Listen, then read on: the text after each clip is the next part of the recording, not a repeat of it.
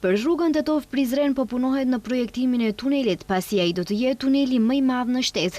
Kështu përgjigj ministri i transportit Aleksandar Nikolovski në pyetjen se në çfarë faze është rruga Tetov-Prizren, për të cilën qeveria e RMV-s dhe e Kosovës janë dakorduar për ta ndërtuar.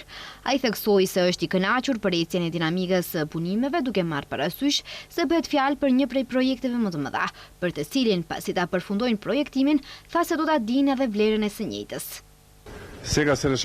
Fakulteti i ndërtimtarisë, i cili ka përfunduar me projektin bazë, flas për anën tonë të projektit, ka kërkuar informacione shtesë në pjesën e gjatësisë së tunelit dhe pikën e lidhjes. Ne ato informacione po i dorëzojmë, marrë parasysh se do të ketë një tunel mjaft të gjatë, gjithsesi tuneli më i madh në shtet. Tani po punohet në projektimin e tunelit. Tunelet janë projektet më komplekse inxhinierike dhe sapo të përfundojnë projektimin e tunelit, ne do ta dimë vlerën e saktë dhe do të fillojmë të sigurojmë fonde, pas së cilës do të fillojmë punën.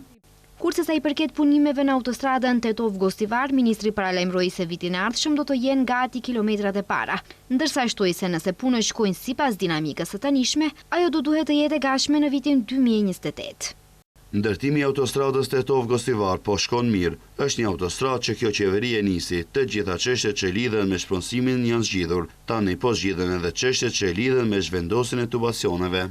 Nikolovski njoftoi se së bashku me Bashkimin Evropian po punohet intensivisht për dokumentacionin për lidhjen hekurudhore midis Shkupit, Tetovës dhe Gostivarit.